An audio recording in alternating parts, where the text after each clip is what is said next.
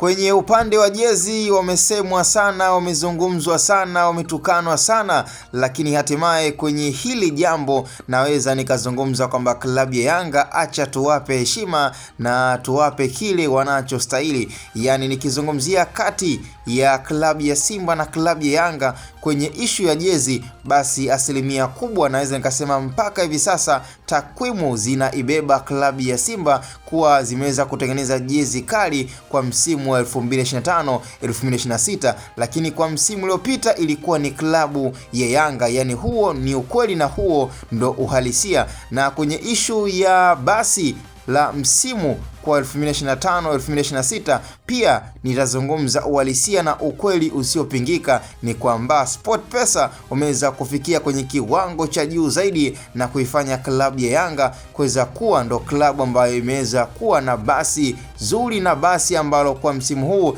linaweza pia likawa ndo basi la kisasa, ukiachana pia na basi la klabu ya Azam FC. Lakini kwa msimu uliopita kama kawaida pia kwenye ishu ya mabasi Yanga walikuwa kidogo wako nyuma, lakini kwa this time wameweza kujirekebisha kwenye ishu ya basi, lakini wamechemka kwenye jambo tu la jezi. Lakini kwa msimu uliopita acha tuwasifu klabu ya Yanga kwamba walikuwa na jezi kali na walikuwa na jezi bora sana ukiachana na msimu huu.